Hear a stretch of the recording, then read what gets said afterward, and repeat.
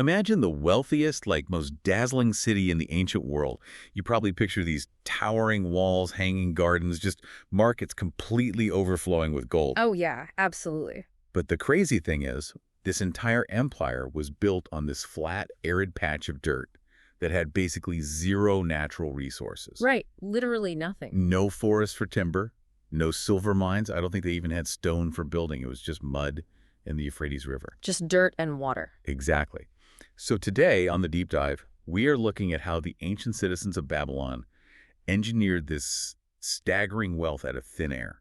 And more importantly, how a stack of clay tablets from 5,000 years ago holds the exact blueprint to pulling yourself out of modern financial chaos. And the source material we're pulling from today is, it's truly a remarkable collection. We're looking at excerpts from George S. Clason's 1926 classic, The Richest Man in Babylon. Such a fascinating book. It really is. It's this incredible synthesis of historical sketches and parables about ancient chariot builders and merchants. And perhaps most incredibly, it includes actual translated letters from an archaeology professor in 1934. Right, the guy who used these ancient formulas to escape his own crushing Depression-era debts. Yeah, exactly. Which just goes to show how timeless this all is. Okay, let's unpack this, because before we can talk about vast wealth or, clever stock market investments or getting out of debt, we have to start at the absolute foundation of how we interact with money. Which is often the hardest part for people to grasp. Right. And paradoxically, these ancient texts argue that the foundation of wealth has almost nothing to do with how much money you actually make. Yeah, and that distinction is the entire pivot point of the Babylonian philosophy. Yeah. The text illustrates this so beautifully by introducing us to two characters. There's Bansir, who is a chariot builder, and Kabi, a musician. Two guys who basically work with their hands. Exactly. And the story opens with Bansir sitting on a low wall, just staring bitterly at his modest home and his completely empty purse. Which is a feeling I think a lot of people know all too well. Oh, for sure. He and Kabi are having this realization that many of us have today. They've worked these exhausting, back-breaking hours for decades. They're highly skilled at their trades. But they have absolutely zero to show for it. Right. They are surrounded by the dazzling wealth of Babylon, but their families are just barely scraping by. So they decide to bypass all the complaining and go straight to the top. They seek out their old childhood friend, Arkad, who's universally known as the richest man in Babylon. Yeah. They basically just ask him, what is your secret? And Arkad doesn't give them some complex trading scheme. He passes on the exact lesson he learned as an impoverished young scribe from this terrifying, demanding moneylender named Algamish. Algamish, right. He sounds like an intense guy. Very intense. But the secret Algamish imparted was elegantly simple. He said, a part of all you earn is yours to keep. A part of all you earn is yours to keep. Yeah, and he specifically advised that it should be not less than 1/10 of all your earnings, no matter how little you make. But, Arkad's initial reaction to that is the same reaction anyone would have today. He says, wait, all I earned is mine to keep, isn't it? And Algamish immediately points out the fundamental flaw in that psychology. He asks the young scribe, well, do you not pay the garment maker? Do you not pay the sandal maker? Right, what about the food vendor? Exactly. Algamish makes him realize that he pays everyone else for the mere right to live, but he pays himself nothing. Let's focus on the psychology here, because this is where the real aha moment lives. Yeah. Most of us operate as nothing more than a financial conduit. A conduit. That's a great way to put it. Money flows from your employer into your bank account and then immediately flows right back out to the grocery store, your landlord, your streaming subscriptions. You are acting as a middleman for your own labor. You're working for everyone else. Exactly. When you shift your mindset and treat your savings as a non-negotiable bill to yourself, when you pay yourself first, you cease being a conduit and you become an owner. The text uses this powerful metaphor. It says every coin you keep becomes a worker. A tiny slave, essentially, whose only job is to earn more coins for you. Right. And that psychological shift changes your entire relationship with money. You're no longer just surviving, you are building an army. You really are. It completely flips the script. I hear that, but, I have to push back on the math for a second here. Go for it. If you are currently living paycheck to paycheck, or I guess copper to copper in ancient Babylon, Right. saving 10% sounds like a mathematical impossibility. It reminds me of trying a modern crash diet where you decide to ruthlessly cut 1,000 calories a day, but you don't actually change any of the junk food sitting in your pantry. Ah, yeah, the temptation is still right there. Exactly. Your environment hasn't changed, so your willpower just eventually snaps. That is a very real, very human challenge. And Arkad addresses it directly with his students in what he calls the second cure for a lean purse. Which is what? He tells them they must aggressively control their expenditures. And he poses this brilliant question to the group. He asks, why are all of their purses equally empty, even though some of them earn far more than others and have much smaller families to feed? Yeah, the guy making double the salary is somehow still broke at the end of the month. Exactly. Which brings us to a harsh but universal truth of human behavior outlined in the text. What we call our necessary expenses will always grow to equal our incomes unless we actively protest to the contrary. Wow. We constantly confuse our true necessities with our casual desires. We really do. So Arkad advises them to ruthlessly budget. You list every single thing you spend money on. You select only the absolute necessities, and then maybe a few desires that can be fulfilled with the remaining 9/10 of your income. And you just cross out the rest. You cross out the rest. You have to view those crossed out items as casual wishes that you are actively ignoring to defend your fattening purse. Okay, so if the rule of keeping 10% and budgeting the rest is mechanically that simple, why doesn't everyone just do it? That is the golden question. Because reading through these Babylonian parables, it's so tempting to look at a failed budget and just blame bad luck. You think, oh, my car broke down, or I just have bad luck with money. Sure, it's the easiest excuse. But the Babylonians recognize that luck is usually just a disguised version of our own action or inaction. Yeah, and the concept of luck is explored in this incredibly rich scene set in the Temple of Learning. This huge crowd gathers to debate how a person might actually attract the goddess of good luck. Naturally, their first instinct is to look at places where wealth seems to appear instantly, right? Like the gaming tables or the horse races. Exactly, but the wise men in the temple quickly dismantle that idea. They explain the actual mechanism of gambling. They point out that if you bet on a colored cube where you have 5 chances to lose, but the payout only covers 4. The math itself is literally a wall you cannot climb. Exactly. The game master doesn't even need to cheat. The architecture of the game is mathematically engineered so the house slowly drains your purse over time. True luck isn't found in a casino where the odds are fundamentally against you. Yeah. They realize luck is found in business and opportunity, where your own effort actually tilts the scale. Because the chances of profit in honest trading or in mastering a craft are always tipped in the worker's favor. Right. The text actually shares 2 brilliant examples of people missing their chance to tip those scales. There's this elderly merchant who recalls his youth when he had the opportunity to invest in a highly profitable land irrigation syndicate. Oh, I love this story. Yeah, a group of men were pooling their money to build water wheels to turn barren desert into fertile farmland. He only needed to invest 1/10 of his earnings. But he and his wife wanted these beautiful new robes that had just arrived from the East. So he hesitated. He delayed the decision to invest, and he completely missed out on what became a massive fortune. He gave up generational wealth because he wanted a new outfit. Here's where it gets really interesting. This makes me think of modern surfing. Surfing, okay, how so? Well, you cannot control the ocean, right? You can't magically summon a perfect wave, which in this case represents opportunity. But if you want to be lucky and catch that perfect wave, you have to actually be out in the water. Right. You have to be positioned on your board, and you have to paddle hard when it arrives. Oh, that surfing analogy captures the second story perfectly. So a camel trader tells the crowd about a night he was returning to Babylon. He finds this exhausted, desperate farmer locked outside the city gates in the dark. And the farmer needs silver immediately. Yep. So he offers to sell his massive, highly valuable flock of sheep at an incredibly steep discount. The camel trader agrees to the price, but he stubbornly refuses to pay the farmer the money in the dark. He wants to wait until daylight to count the sheep perfectly. Exactly. And what happens? By morning, the city gates open, hungry wholesale buyers rush out, and the farmer sells the flock to someone else for 3 times the price. Yep. An Assyrian listener in the crowd hears these stories and correctly identifies the true enemy hidden in both of them. He calls out the word procrastination. Procrastination, the spirit of needless delaying.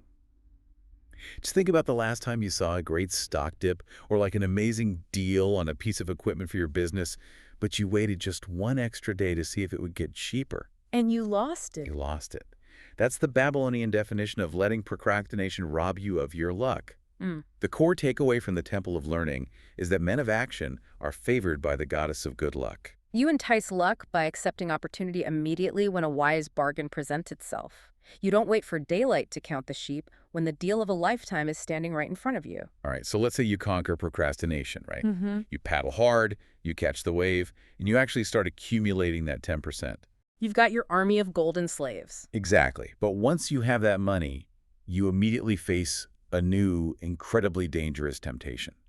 The urge to grow it far too fast, or the guilt of giving it away unwisely to friends and family. Which is the critical transition from making money to protecting it. The parables deal heavily with guarding wealth from loss. I mean, Arkad himself openly admits that his very first attempt at investing was a total disaster. Oh yeah, after saving his money for an entire year, he gave his savings to Asmor, who was a brickmaker. Right, a brickmaker.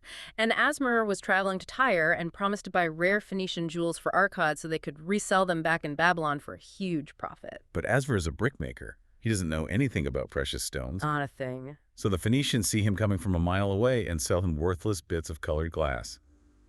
Arkad's entire year of disciplined savings is just wiped out in a single transaction. Which drills in a vital rule. If you want advice about jewels, go to the jewel merchant. Do not go to the brickmaker. And this concept of guarding wealth is expanded even further in the story of Rodan.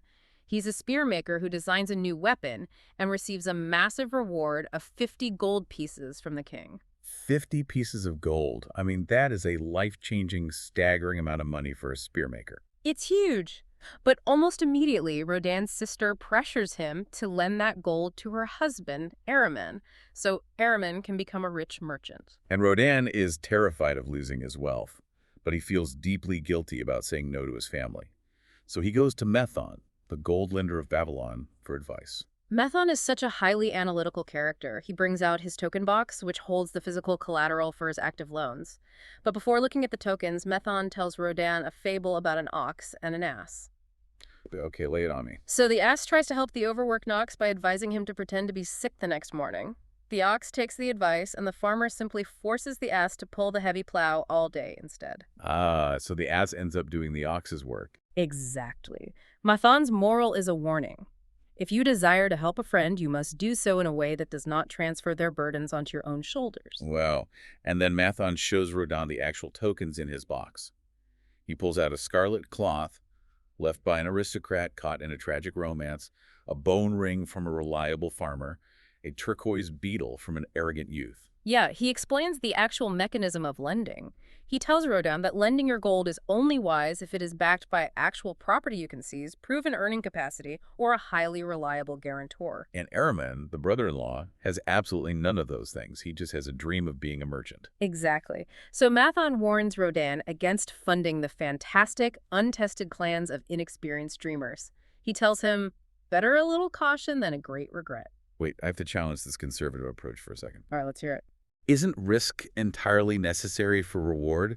We just talked about seizing opportunity and acting quickly. And later in the text, Arkad's son, Nomasir, literally pools his money to buy massive amounts of bronze to build city gates before the king of Babylon even orders them. Right, that does happen. If the king had decided not to build new gates, Nomasir and his partners would be stuck with tons of useless metal. That sounds incredibly risky. It absolutely looks like a blind gamble on the surface. But if we examine the 5 laws of gold that Nomasir is following, we see the crucial nuance. Okay, what's the nuance? The 3rd law states that gold clings to the cautious owner who invests it under the advice of men wise in its handling. Nomasir didn't just guess what the king might do. He joined a syndicate of highly experienced experts. They knew the metal trade intimately, they understood the geopolitical climate, and they knew the city's inevitable defensive needs. Okay, so the mechanism wasn't a guess. It was an educated, calculated risk backed by domain expertise. Precisely. The Babylonians valued aggressive, calculated risk, provided it was guided by seasoned advisors. What they shunned were what the text calls romantic desires. Romantic desires, like the emotional urge to force impossible earnings quickly. Right. Trusting charismatic tricksters or letting your own ego and inexperience dictate where your hard-earned money goes. That is a massive distinction. Okay, so it's great to talk about protecting wealth if you already have it sitting in a vault. But what if you are the person who already bought the worthless Phoenician glass. Yeah, the people starting from below zero. Right. What if you're actively drowning in past financial mistakes and angry creditors are literally knocking at your door demanding payment? How on earth do you save 10% when you are mathematically in the negative? This brings us to what is arguably the most powerful and emotionally resonant section of the text, the psychology of debt. Yeah, Babasir's story. Right. We are introduced to the story of Babasir, the camel trader. Through his own extravagance trying to live a lifestyle he couldn't afford, Babasir fell into crippling debt in Babylon. And he couldn't pay his creditors, so he cowardly fled the city. He ran away. He fell in with a band of robbers, was quickly captured, and ended up an enslaved camel tender in the brutal Syrian desert. He hits complete, absolute rock bottom. But then he has this conversation with his master's wife, a woman named Sira. And Sira asks him a piercing, profoundly uncomfortable question. She looks at this enslaved man and asks if he possesses the soul of a free man or the soul of a slave. And Babasir gets super defensive. He insists he has the soul of a free man. Naturally. But Sira strips away his delusion. She tells him that if he just lets the years slip by without making a ferocious effort to repay his honest debts, he is nothing but a slave at his core. She reframes his entire worldview. She tells him his debts were the enemies that chased him out of Babylon, and he chose to run instead of standing and fighting them. And that confrontation sparks a total psychological paradigm shift for Babasir. While he is making this harrowing escape back across the desert on a stolen camel, near death from dehydration, he has an epiphany. He stops viewing his debts as terrifying enemies to run from. Yes, he realizes his debts are simply mathematical problems to be solved. And his creditors, they aren't evil monsters. They're actually his friends, because they were the ones who trusted him and believed in his character in the first place. That reframing changes everything.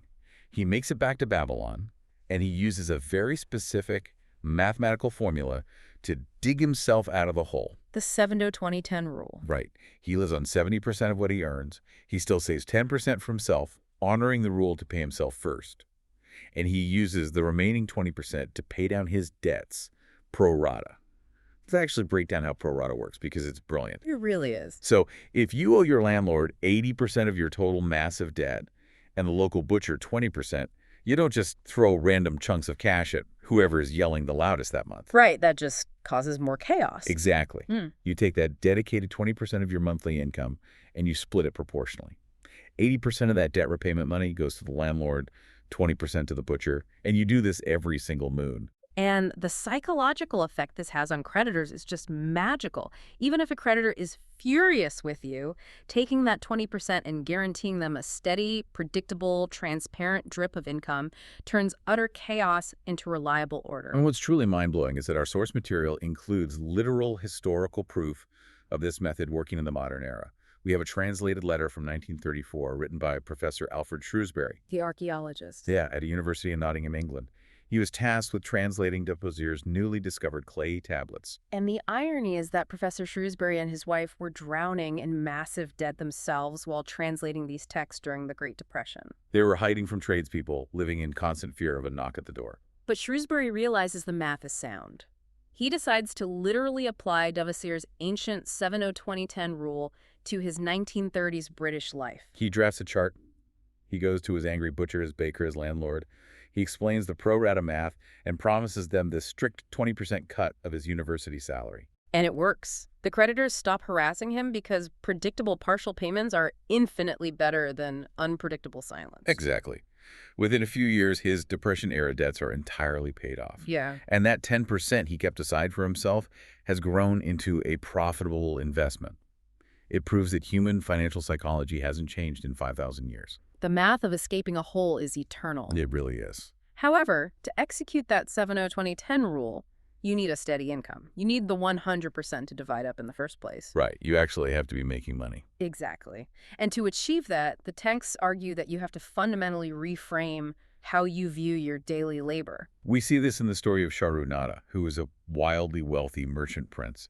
He is riding in a caravan with Hadan Gula, the young, heavily jeweled, spoiled grandson of his former business partner. And Hadan Gula looks at the workers around them and haughtily declares that work was made for slaves. He believes the whole point of life is just to enjoy wealth without effort. Shahrukh Nada is deeply disturbed by the young man's attitude. So to shatter the boy's arrogance, he reveals a shocking truth. He tells the boy that both he, Sharonada, and the boy's highly respected, wealthy grandfather, Arkad, Were actually slaves in Babylon when they were young men. yeah, Sharonada had been sold into slavery to pay off his brother's crimes. But he earned his way out by baking and peddling extra honey cakes in the afternoons after his forced labor was done.